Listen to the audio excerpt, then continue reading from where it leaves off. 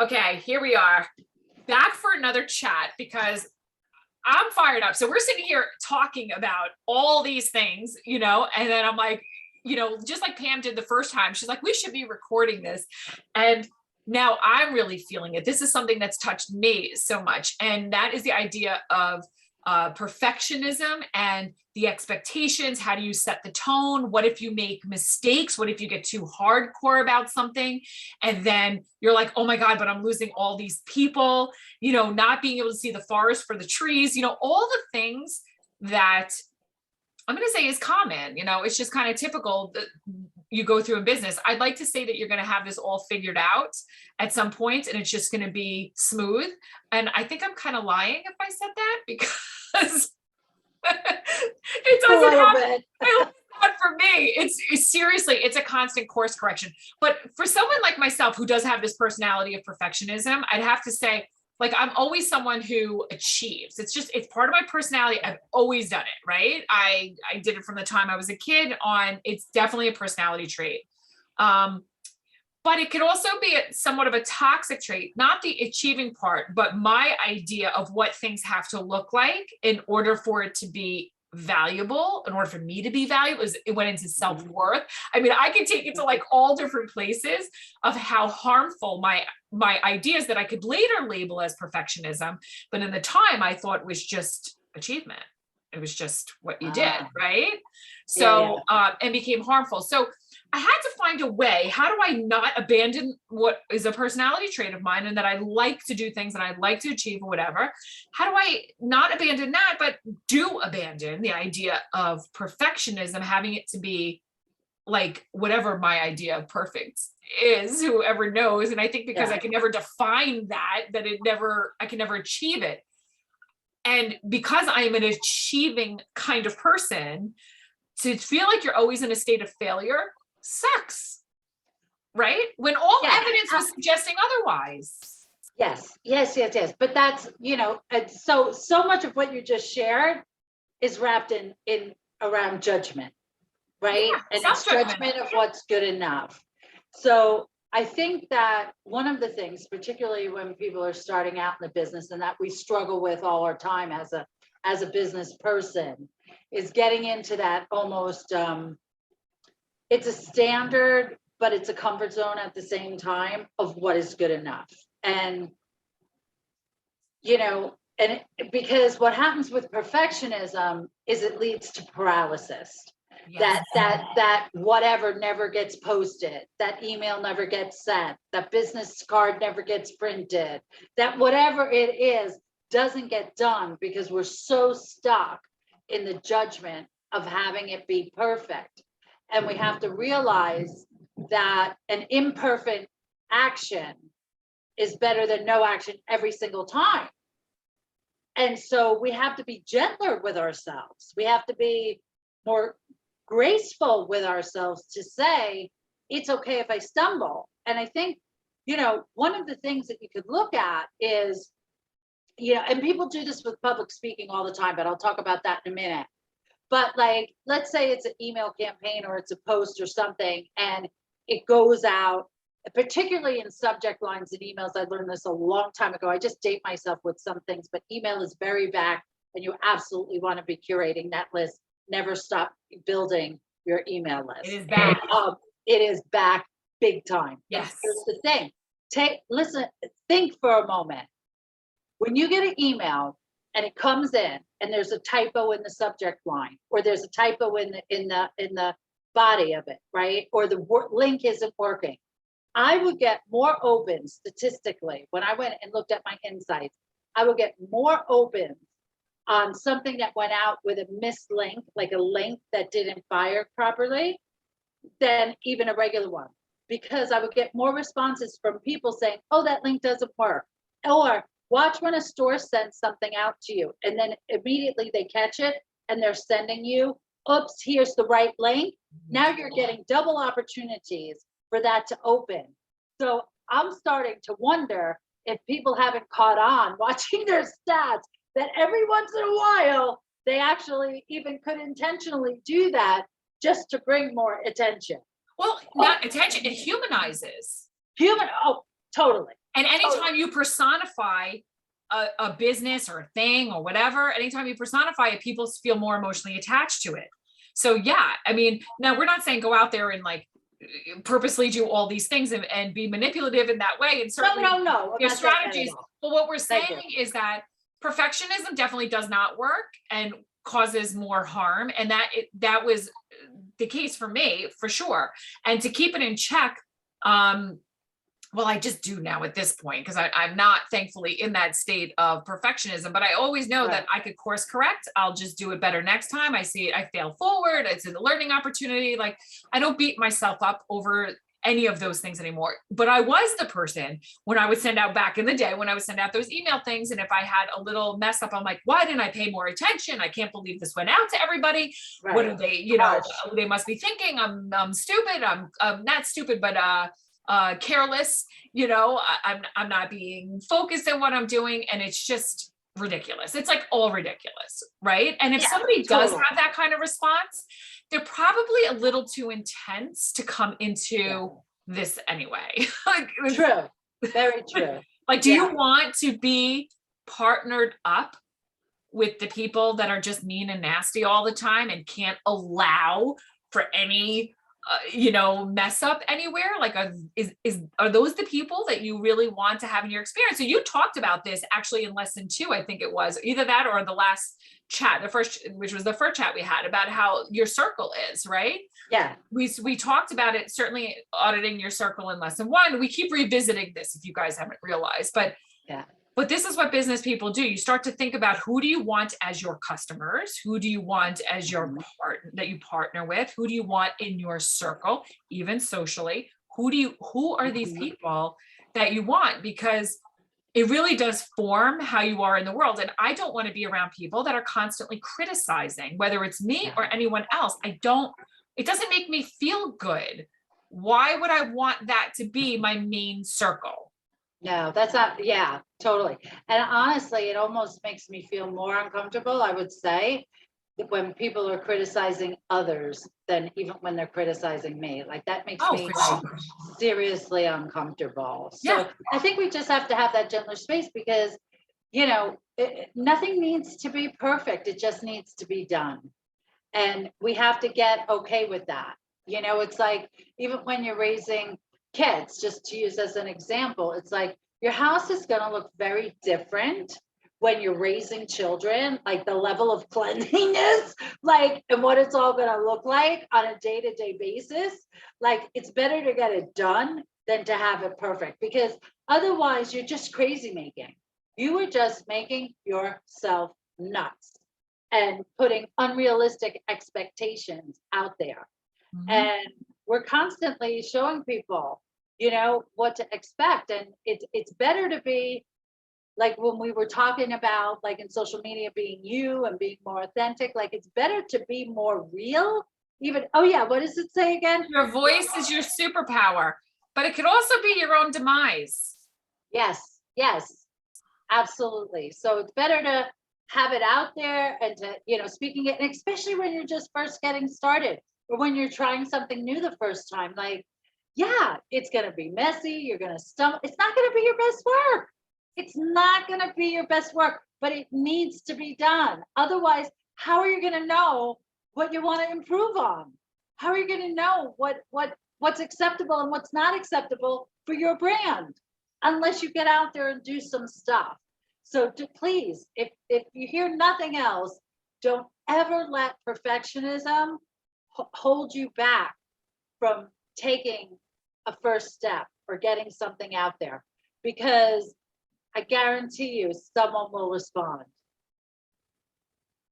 Okay, so we were also along those same lines, which is what, we're like, let's get on and do this again. We were talking about setting the tone and the expectations for your brand or for your business or whatever. What kind of boundaries do you have? We talked about disappointment and how that's part of the equation. And really, it was around, to be fully transparent with you guys, it was around, how often are we going to, because now that Pam and I are doing this and putting out business school, whatever, how often are we going to do this and what does it look like? So we were kind of hashing that out. And talking about our schedules, our lifestyle, what kind of commitment we were going to have towards this, so that we can not only manage expectations with you guys, but so that we can manage expectations with each other, right?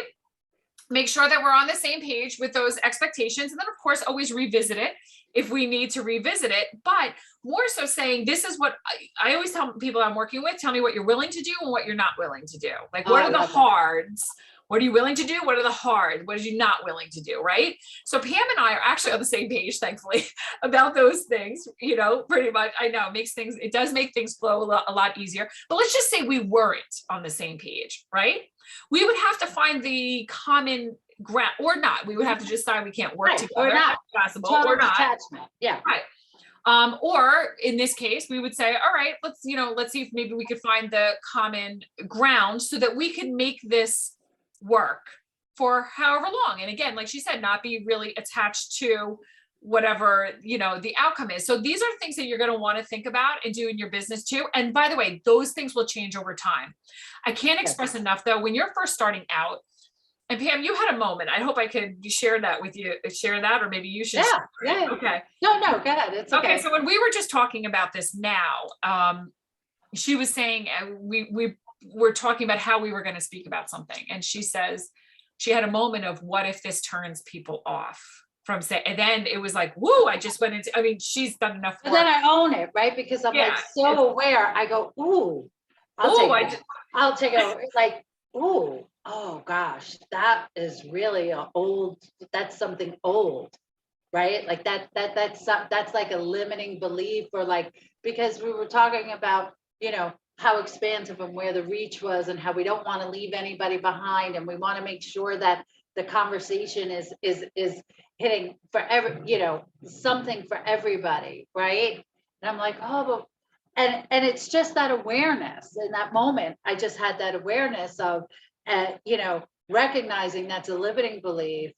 Is that aligned? Is that statement, is that question, is that belief aligned with the intention of what we collectively, Johanna and myself, want to be putting out there and for our business school? And you have to assess that. And so we were.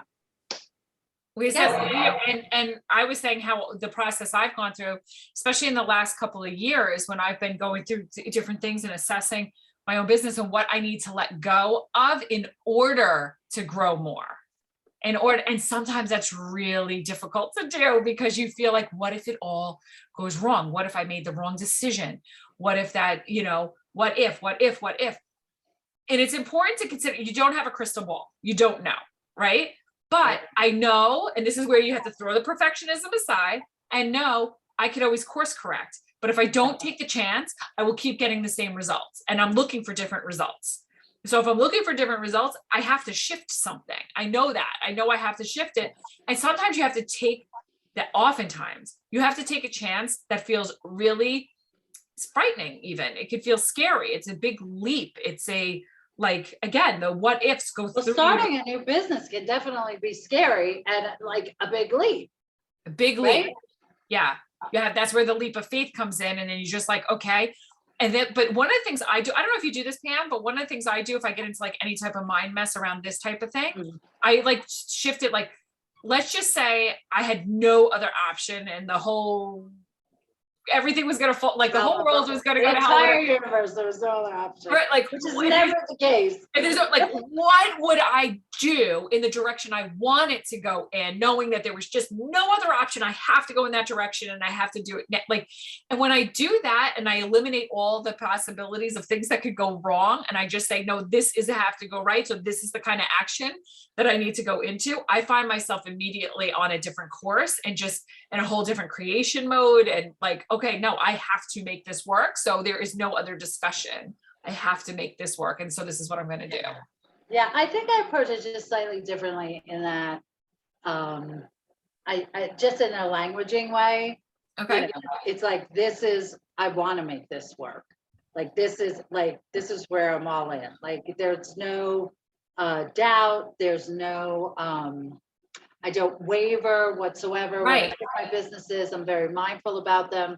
I also Um, but from experience, again, I know what it takes. I know that there's trends. I know that it's not a straight line up. I've been in business long enough, and this is, one thing that will happen in your business. You will go up, you will go down. It will go up, it will go down. That's business, so that's not even perfect. It's not a perfect straight line up in building business. Never happened. And to think so, again, I challenge your thinking, because it's an incorrect thought. Like, that's just not reality. Like, you got to check that. So I also know to ride out waves. I know about riding waves, and I just know, I think that the decision and what makes it different, and what I hear, particularly in people who had a high margin of success in our business, specifically in Young Living business, not like the industry, but like particularly in Young Living, the people who have had the high levels of success also have a very high level of conviction and can't imagine their life without Young Living.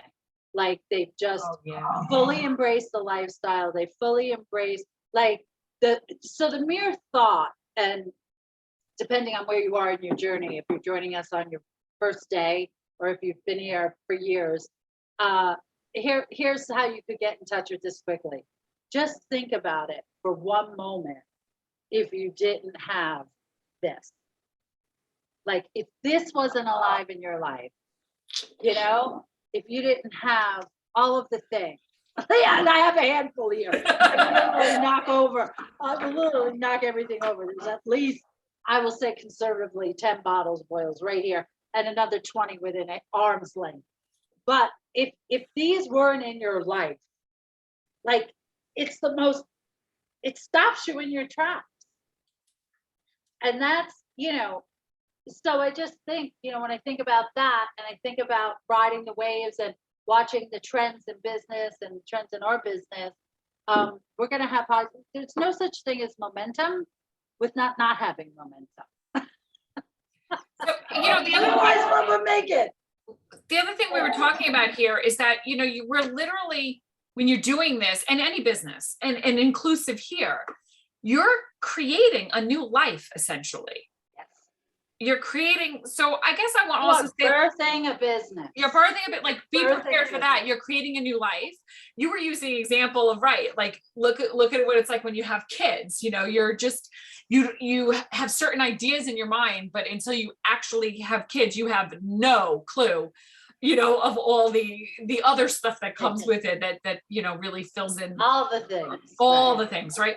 It's the same thing here. You are creating new life. You are birthing a new life. You're not going to know everything. And there's not any single book, training, video, whatever, that's going to teach you about everything.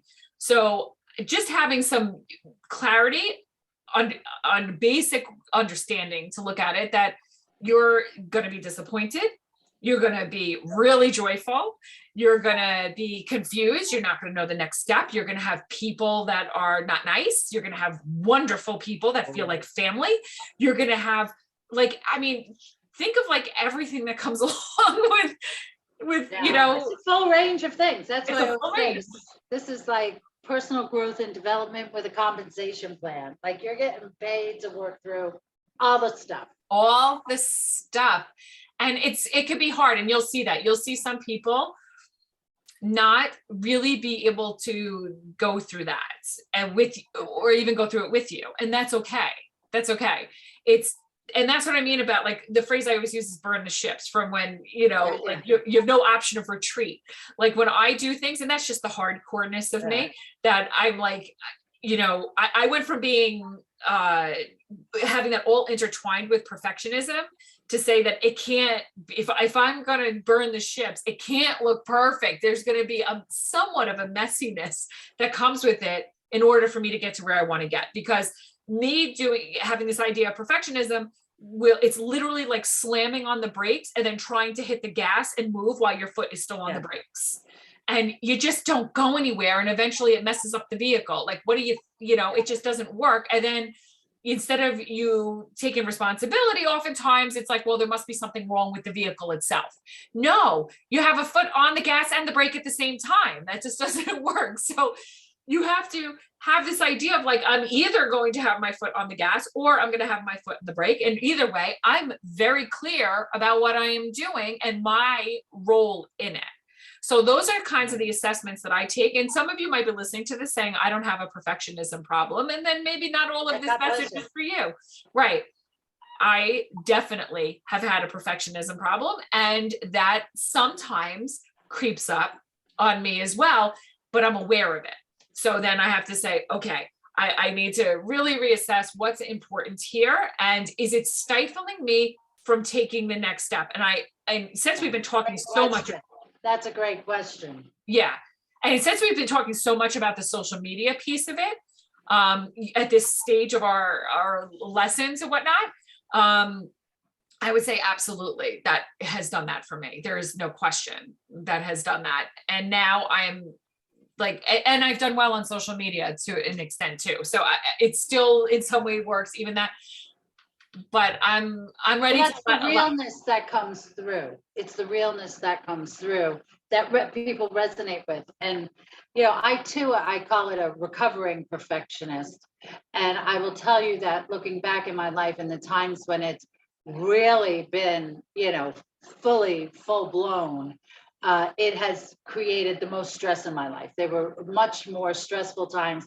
I probably miss much more of life's joys by, you know, driving that perfectionism.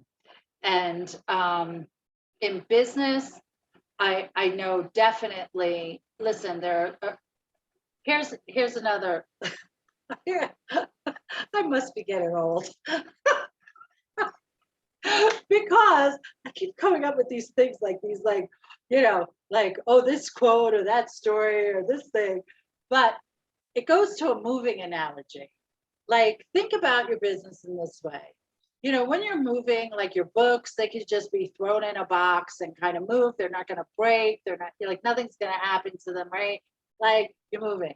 And here was the analogy is that not everything is a piano. When you're moving a piano, you need such attention to detail to keep that fine instrument as it is. So when you're doing different tasks in your business, and this just might be crazy too, but I literally say this to myself, not everything's a piano. Like, there's going to be things that need a lot more attention. Of course, like we just don't want to be out there sloppy messes. Letting go of our perfectionism isn't talking about being a sloppy mess, but it's about realizing not everything is a piano. God, I can't get enough of that analogy. That's not every, I'm gonna like write it out. I'm gonna put it right over my desk. Not everything is a piano. That is such a wonderful way of looking at it. And you're right, because that's where it's like sometimes we put too much effort and attention into things that don't require it. And then we end up doing nothing as a result. So I love that analogy. I am totally going to write that. And even though we don't do tasks in the, you know, action steps in these straight talks, you get to hear that. I'm totally action stepping that. I'm going to write that out and I'm going to put that above my desk. That really hits home. I love that. I'm glad it helped. Really, I helped one person today. Thank you. That's all. That's my aspiration every day. If I can help one person a day, I'm good. Check. What a difference that makes. Because like I said, I think I've released a lot, but clearly even you saying that really like hits home. Yes. Yes. Yes. As long as there's progress for me, because at the end of the day, I need to feel like I had some sort of progress or productivity or something, or I don't sleep well, believe it or not. That'll be my next thing to get over, but I'm not over it yet. So I really like that. So I appreciate that. Thank you. You said well. And, you know, again, just to finish up this thought here and to kind of tie it in together, you are creating a new life here. And you could take it as far as you want, or you may take it certain places and not do it at all. And that's up to you. The lessons we're giving you are not just about Young Living. We're calling it Young Living Business School because both of us are tied into that. We want to see you thrive in Young Living as well. And we believe very much in the mission of Young Living and what it's doing for the world and all that.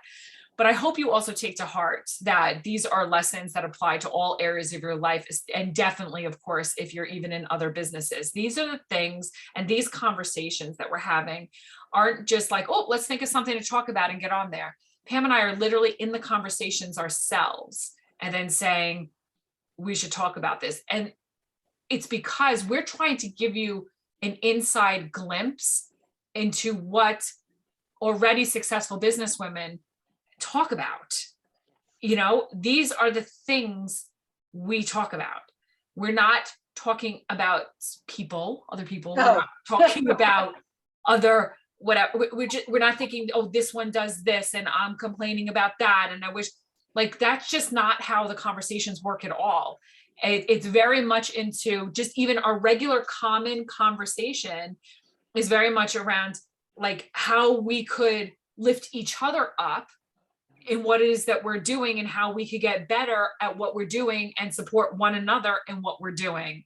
And when that becomes second nature to you, you're going to also not only thrive where you're at, you will start to see other opportunities come along that will allow you to thrive, because these are principles that apply across the board. And I am so appreciative of Pam and being able to, you know, do the things that we've been doing for the last several months. I also, like Pam, have other people that I speak with that are in business, and these conversations, again, are very similar. And one of the things you talked about, I don't remember if there was a video or not, or if it was another one, but you talked about like the repeat of patterns, and that is for sure, we repeat patterns. My mentor always says, taking another bite of the apple. In other words, you have the same apple, right? The same thing. And you just keep going, take another bite of the apple. We're going to talk about that in another chat. Yeah, it is like whole chat. That's a whole thing on itself, the repeating of patterns. But that's it. We keep revisiting these things. And I want you to understand that in the whole realm of this theme of perfectionism too, you will revisit. It's not like you decide one day, well, okay, that's me, so I'm not going to suffer from perfectionism. No, it's just varying degrees as you continue to walk down the path. But this is, it's not I wish it was a one and done. Yeah. But you'll continue, like, just like the layers, we say layers of an turnaround time gets quicker and quicker. It gets quicker, and you'll start to notice it more, and, you know, be able to address it quicker, like, or more quickly, like Pam said. You know, it does change. So if you're feeling in that intense part of your life, or if you're starting to listen to any of these lessons or these chats and feel like this is getting overwhelming for you, then I'm going to encourage you now to just slow down a little bit. These are all lessons and chats you're going to revisit many, many times. Okay. All of you are at different places. You're at different places in your life. You might be in different places in this business or business in general. All of it is fine. This is not something you say, okay, I did this and now I'm complete. We're not complete in what we're doing. We've been doing this for a long time. These are things that you listen to, maybe you listen to 10 minutes of it and say, okay, that's enough that I could digest right now.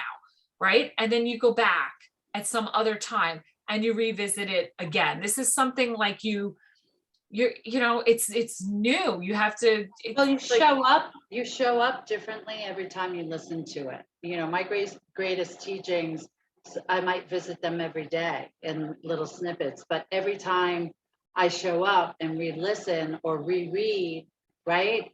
Mm-hmm. I'm showing up as a new person because I've evolved from the last time that I did it, right? So I'm brand new and I'm fresh, and I've had more life experience and, you know, more teachings. Excuse me, that's my beautiful daughter.